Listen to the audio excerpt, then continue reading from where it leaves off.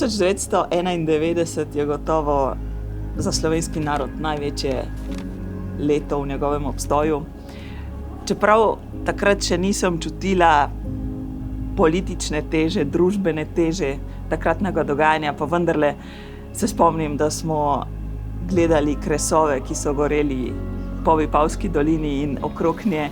In že takrat kot 8-letni otrok sem čutila neko vznemirjenje in veselje, čeprav me je bilo tudi malo strah, priznam.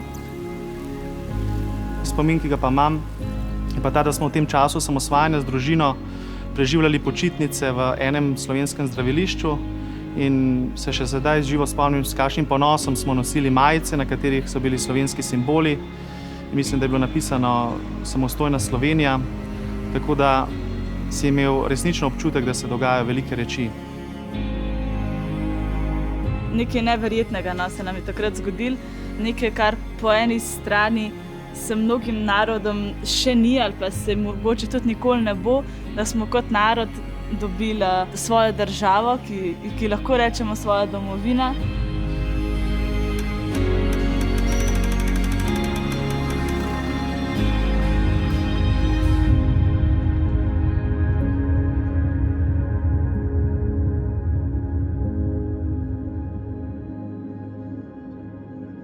Leta 2016 se je sicer pokazalo kot kaotično leto, ali je leto brez pravega utripa, ali leto brez prave vizije in predvsem po mojem mnenju brez prave hvaležnosti za slovenskih 25 let.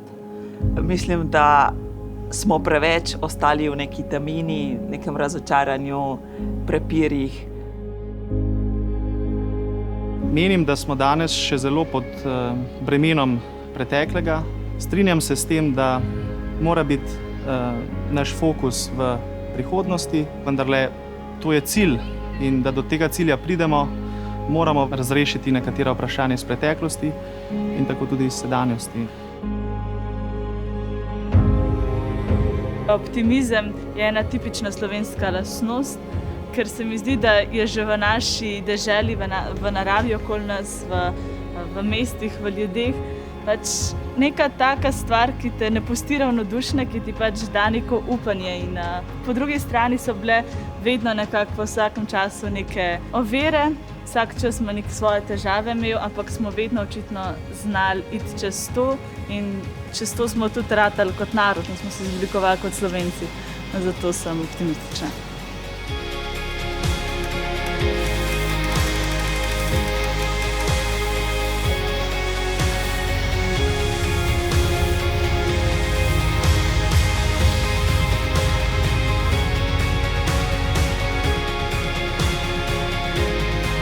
Leto 2041 bo 100-letnica začetka druge svetovne vojne v Sloveniji. Zato ga vidim kot predvsem leto, v katerem bomo Slovenci končno dosegli spravo. Nekako ne bi upala napovedovati, kakšno bo slovensko leto 2041.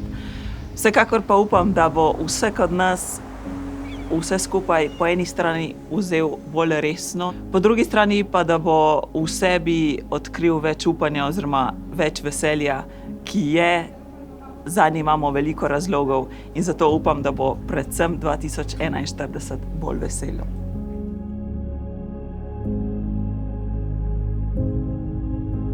Jaz mislim, da predvsem za prihodnost je treba pač danes trdo delati in pa biti pozoren na današnji čas, videti prave trenutke in ujeti pravi trenutek in hkrati zaupati v prihodnost.